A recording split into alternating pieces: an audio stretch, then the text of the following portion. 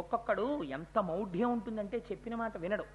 ఒక గురువుగారు ఉపన్యాసం చెప్తున్నట్టు శిష్యుల్ని కూర్చోబెట్టుకుని, రే భగవంతుని ఆజ్ఞ అని ఒకటి ఉంటుంది, ఆ భగవంతుని ఆజ్ఞ ఎవరు తప్పించలేరు, ఇక్కడ రాసేస్తాడు రా ఈశ్వరుడు అన్నాడు. ఎందుకో వాడికి కోపం వచ్చింది ఆ శిష్యుడికి. ఏమిటి రాసేస్తాడండి, ఏమిటి తప్పదు, ఏమిటి రాశాడు చెప్పండి అన్నాడు. అంటే గురువుగారికి ఆశ్చర్యం వేసి, రేపు మధ్యాహ్నం 12 గంటలకి నువ్వు పాయసం తినాలని రాసిందిరా నీ నుదుటినా అన్నాడు. చస్తే తిన్నాం, మీరు చెప్పారు కదా ఎలా తింటానో చూద్దురు కానీ, ఇది భగవంతుడి ఇక్కడ రాయడం ఏమిటి, నేను పాయసం తినడం ఏంటి, ఒక్క నాటికి తిన్నాం. ఊళ్ళో ఉంటే ఎవరైనా పొరపాటున పెడతారో నేనే తింటానో, అడవికి పోతానన్నాడు. పోయి అడవికి వెళ్ళి కూర్చున్నాడు. 11 అయింది, ఇంకొక గంట దాటిపోయింది. ఆ గురువుగారు ఓడిపోయారు. ఎందుకు ఆ పిచ్చి అంటే గురువుల మీద క్రోధం. వెళ్ళి చెట్టు కింద కూర్చున్నాడు. అదే సమయానికి అటుగా బాటసారులు వెడుతూ అటు వస్తున్నారు. అమ్మో వీళ్ళు ఇటు వస్తున్నారు, గభాలను నన్ను పిలిచి పాయసం అనుమానం తినమంటారేమో అని చెట్టు ఎక్కేశాడు. ఆ బాటసారులు వీడి కర్మ కొద్దీ ఆ చెట్టు కిందకే వచ్చారు. కాళ్ళు చేతులు మొహాలు అన్నీ కడుక్కున్నారు, కబుర్లు చెప్పుకున్నారు, మూటలు ఇప్పారు. ఇప్పితే వాళ్ళకేమి కోరిక పుట్టిందో అందరూ పాయసమే తెచ్చుకున్నారు. తెచ్చుకుని పాయసం విప్పి అందరం కలిసి పాయసం తాగుదామని తాగపోతున్నారు. గుర్రపు డెక్కల చప్పుడు వినపడింది. ఖచ్చితంగా 12 అవుతోంది టైము. అమ్మ బాబోయ్ దారి దొంగలు వస్తున్నారని పారిపోయారు. పారిపోయేటప్పటికి ఆ దారి దొంగలు గుర్రాల మీద వచ్చి మంచి ఆకలేస్తోందిరా, ఇదంతా పాయసం ఉంది తిందామని కిందకి దిగారు. ఒరే ఇందులో ఒక్క చుక్క కూడా ఎవరు తాగినట్టు లేదు, ఒకవేళ ఇందులో ఎవడైనా విషం కలపలేదు కదా అని పైకి చూశారు. ఈయనున్నాడు. నువ్వు ఇలా కిందకి దిగరా అన్నారు. దింపారు. ఎరా నువ్వు ఇందులో విషం కలిపావా అన్నారు. మహాప్రభో నాకు అసలు ఏమీ తెలియదు, వాళ్ళు ఎవరో పెట్టారన్నారు. నువ్వైతే ముందు తాగన్నారు. అయ్యో పాయసం తప్ప ఏదైనా తాగుతానన్నాడు. అమ్మ అయితే వీడికే తెలిసి ఇందులో రహస్యం, నువ్వు తాగుతావా పొడి చేయవా అన్నాడు. ఏం చేస్తాడు, ఖచ్చితంగా 12 పాయసం తాగాడు. వాడికి ఏం అవ్వలేదు, అవ్వాల్సింది అయిపోయింది, చాలదు. అందుకని ఒక్కొక్కడి మూర్ఖత్వం అంతే. ఆ కామక్రోధాలు లోపల విజృంభించిపోయి అనుకోండి, విజృంభించిపోతే ఎంతటి తెంపరి పనినే చేసేస్తాడు. ఇది శోకానికి పరాకాష్ఠ కింద చెప్తారు. ఈ శ్లోకాన్ని పెద్దలు ఏం చెప్తారంటే, అబ్బాయి ఎప్పుడైనా నాకు రాకూడనంత కష్టం వచ్చింది అనుకుంటే ఈ శ్లోకాన్ని నువ్వు బట్టి పట్టేసేయి. ఇప్పటి మాటలో చెప్పాలంటే బట్టి పట్టేసి ధారణ చేసేసి ఎప్పుడైనా నాకు చాలా కష్టం వచ్చేసింది అనుకుంటే ఈ శ్లోకాన్ని ఒక్కసారి జ్ఞాపకం చేసుకో అని చెప్తారు. రామచంద్రమూర్తి అంతటి వాడి నోటి వెంట వచ్చింది ఈ శ్లోకం. ఆయన అన్నాడు లక్ష్మణుడి వంక చూసి, రాజ్యాద్భ్రంశో, తమ్ముడా రాజ్యం పోయింది, పెద్దవాడిగా పుట్టాను, అన్ని గుణములతో ఉన్నవాడిని. రాముడు తనని తాను పొగుడుకోలేదు, అలా చెప్పలేదు, నేను చెప్తున్నాను. కాబట్టి రాజ్యము తనంత తానుగా నాకు రావాలి, కానీ రావలసిన రాజ్యం రాకుండా పోయింది. అయితే రాముడికి రాజ్యం అంటే అంత ప్రీత ఎందుకు అస్తమానం రాజ్యం పోయింది అన్నాం అంటే, క్షత్రియుడు అయినటువంటి వాడికి తనలో ఉన్నటువంటి శక్తి చేత చాలా మందిని కాపాడగలిగినటువంటి లక్షణం ఎప్పుడు ఉంటుందంటే రాజుగా ఉన్నప్పుడు. నాకు పేరు చెప్పడం ఇష్టం లేదు, కానీ సభాముఖంగా ఇందులో రికార్డింగ్ ఒకటి అవుతోంది, మళ్ళీ కొంతమందిని నేను పొగిడాను అని అనిపించుకోవడం ఎందుకు. నాకు తెలిసి ఈ ఊళ్ళోనే ఒక ఆఫీసర్ గారు ఒక తల్లి ఉండేది. ఆ తల్లి ఒకానొకప్పుడు డిప్యూటీ కలెక్టర్ కస్టమ్స్గా సెలెక్ట్ అయ్యారు మెడ్రాస్లో.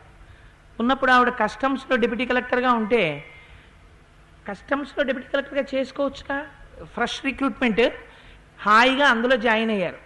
నాతో ఒకసారి మాట్లాడుతూ ఆవిడ అన్నారు, నేను ఎందుకు వదిలేశానో తెలుసా కోటేశ్వరరావు పోస్టు, అందులో హ్యూమన్ ఎలిమెంట్ లేదండి అన్నారు. నేను I cannot forget that statement till date.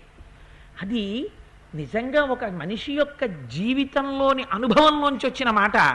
ఒక్కొక్కరు మాట్లాడే మాట జీవితంలో అలా చిరస్థాయిగా జ్ఞాపకం ఉండిపోతాయి. ఇవాళ మా రమణారావు గారు అమ్మాయిని పెళ్లి కూతుర్ని చేస్తుంటే అక్షతలు వేద్దామని వెళ్ళాం. వెడితే అక్కడ డాక్టర్ గారు ఎవరు, డాక్టర్ జగదీశ్వరి గారు కనపడి మాట్లాడుతూ అన్నారు, కోటేశ్వరరావు గారు భగవంతుడి వైపుకి తిరిగి ప్రవచనాలు అవి వినాలని ఉంటుందండి, డబ్బు కోసం ప్రాక్టీస్ చేయట్లేదు కోటేశ్వరరావు, ఇప్పుడు దేనికోసం ప్రాక్టీస్ చేస్తున్నానో చెప్పమంటారా అన్నారు. అమ్మా దేని గురించి అన్నాను. కోటేశ్వరరావు గారు 9 నెలలు కడుపులో బిడ్డని పెట్టుకుని ఆ బిడ్డ కోసం పరితపించినటువంటి తల్లి ప్రసవించినప్పుడు ఆ మొదటి బిడ్డని చూసే అదృష్టం మాది. బయటికి తీసి ఆ పిల్లని తల్లికి ఇలా చూపించేటటువంటి మొదటి అదృష్టం మాది. ఆ కడుపులో పెట్టుకున్న బిడ్డ పైకొచ్చినప్పుడు ఆ పిల్లవంక తల్లి చూసిన మొదటి చూపు చేత తల్లి ముఖంలో ఏర్పడినటువంటి కాంతిని దర్శించగలిగిన అదృష్టం వైద్యురాలిగా నాది. అది పోగొట్టుకోలేక ప్రాక్టీస్ చేస్తున్నానన్నారు. ఎంత గొప్ప మాట! ఏమి సెల్ఫ్ యాక్చువలైజేషన్! పరవశించిపోయాను నేను ఆ మాటకి నిజంగా. అలా ఆ తల్లి అన్నారు నాతో, సార్ ఇందులో హ్యూమన్ ఎలిమెంట్ లేదండి కోటేశ్వరారు, అందుకని నేను మళ్ళీ గ్రూప్ 1 రాసి ఆర్డీఓనయ్యే ఐఏఎస్ కన్ఫర్ అయితే ఇవాళ నేను ఏదో ఈ పోస్ట్లో ఉన్నాను అని ఏదో చెప్పారనుకోండి. చేత ఎందుకు అంటే హ్యూమన్ ఎలిమెంట్ అన్న మాట ఎందుకు చెప్పానంటే 10 మందికి ఉపకారం. ఈ శరీరంలోకి వచ్చాను కాబట్టి నేను 10 మందికి ఉపకారం చెయ్యాలి. నాకు మేధస్సు ఉంది కాబట్టి I must be an IAS officer. నేను ఒక జిల్లా కలెక్టర్ని అయితే డిస్ట్రిక్ట్ మెజిస్ట్రేట్ని కాబట్టి నేను 10 మందికి ఉపకారం చెయ్యాలి అన్న తాపత్రయంతో చదవడం ఎంత గొప్ప విషయం అది! ఆ లక్ష్యం లోపల ఉండడం, అలా ఆ భావన లోపల ఆ లక్ష్యం ఉండడం చాలా గొప్ప విషయం. అందుకని రాముడు 10 మాటలు రాజ్యం లేదు రాజ్యం లేదంటాడు. తనకి సమస్త ధర్మం తెలుసు. రాజుగా ఉండి నేను ఈ 14 ఏళ్లలో ఎంతమందిని కాపాడవలసిన వాడినో కాపాడలేకపోయాను. ఇది ఆయన బాధ తప్ప నాకు రాజ్యం లేదన్న బాధ ఆయనకేం లేదు. రాజ్యాద్భ్రంశో, రాజ్యం పోయింది. వనే వాసః, పోని రాజ్యం పోయింది. అరణ్యానికి వచ్చాను. దండకారణ్యంలో చెప్పులు కూడా లేకుండా పల్లేరుకాయలున్నటువంటి ముళ్ళ మీద తిరుగుతున్నాను. సీతానష్ట, కట్టుకున్న భార్య, ఆవిడ సహధర్మచారిణి, మహాపతివ్రత. ఆవిడ్ని చూసి కష్టం మర్చిపోయాను. ఆవిడ కూడా ఇవాళ ఎత్తుకుపోయారు రాక్షసులు. హతద్విజ, పోని నమ్మినటువంటి ఒక్క స్నేహితుడు జటాయు ఒక్కడే ఉన్నాడు అరణ్యంలో నాకు స్నేహితుడు. ఇవాళ ఆయన కూడా మరణించాడు.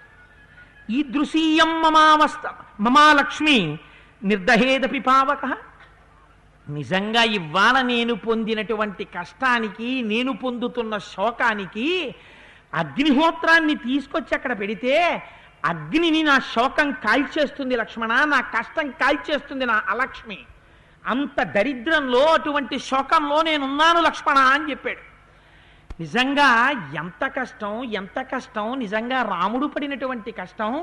అంత కష్టంలో ఉత్తర క్షణం తేరుకుని తన ధర్మాన్ని తాను నిర్వర్తిస్తాడు. ఇది రామపాత్ర. అందుకే మనిషిగా పుట్టావు కనుక నీకు నిరంతరం మనిషిగా నడిపించగలిగిన టానిక్ ఏది ఉంది? ఒక్కటే ఒక్క టానిక్, ఇంకొకటి లేదు. రామాయణం ఒక్కటే, రామచరిత్రం ఒక్కటే నీకు నిరంతరం నీ ధర్మాన్ని జ్ఞాపకం చేస్తుంటుంది. నువ్వు శోకములో ఉన్నా, మోహములో ఉన్నా, సుఖములో ఉన్నా, దుఃఖములో ఉన్నా, ఉత్తర క్షణం నువ్వు చెయ్యవలసినటువంటి పని నీకు జ్ఞాపకానికి వస్తూ ఉంటుంది. అందుచేత ఆయన అంటారు, రాజ్యాద్భ్రంశో వనేవాసః సీతానష్ట హతద్విజ ఈదృశీయం మమాలక్ష్మి నిర్దహేదపి పావకం.